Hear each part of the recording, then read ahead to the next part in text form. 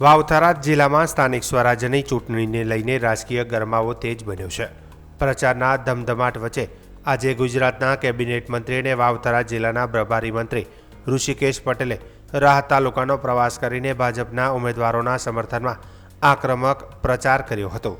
મંત્રીએ મોરથલ જિલ્લા પંચાયત બેઠક વિસ્તારમાં યોજાયેલી સભામાં ઉપસ્થિત રહી કાર્યકરો અને મતદારોને સંબોધ્યા હતા।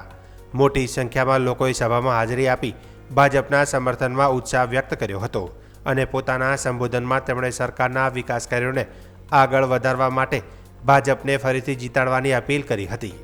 આ પ્રસંગે વાવ-થરાદ જિલ્લા ભાજપ પ્રમુખ નરેશ ઠાકોરે કોંગ્રેસ પર તીખા પ્રહારો કર્યા હતા। તેમણે જણાવ્યું હતું કે ગુજરાતમાં આશરે 730 જેટલી બેઠકો બિનહરીફ થઈ ચૂકી છે, છતાં કોંગ્રેસ ભાજપ પર આક્ષેપો કરે છે। ભાજપ ઉમેદવારો ખરીદવાના આક્ષેપો કરવામાં આવે છે, પરંતુ જો ભાજપ ખરીદવા બેસે તો આખું કોંગ્રેસ આવી જાય, એમ તેમણે કટાક્ષ કર્યો હતો। નરેશ ઠાકોરે વધુમાં કહ્યું હતું કે કોંગ્રેસ પાસે ઉમેદવારો ઊભા રાખવા માટે પણ પરિસ્થિતિ નબળી છે અને પૈસા ખર્ચીને ઉમેદવારો ઊભા રાખવા પડે છે। આવનારા સમયમાં કોંગ્રેસ પાસે ફોર્મ ભરવા માટે પણ લોકો નહીં રહે તેવી સ્થિતિ સર્જાશે તેવો દાવો પણ તેમણે કર્યો હતો। એક પણ મુદ્દો કશું કર્યું જ નથી તો શું મુદ્દો હોય એમ, અને અમે કોંગ્રેસ છે જ નહીં।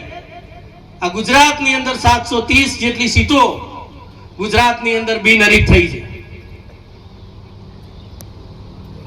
અને તોય કોંગ્રેસના લોકો વાત કરે છે કે ભાજપના લોકો ખરીદી લે છે। ભાજપ જો ખરીદવા બેહે તો આખું કોંગ્રેસ આવી જાય।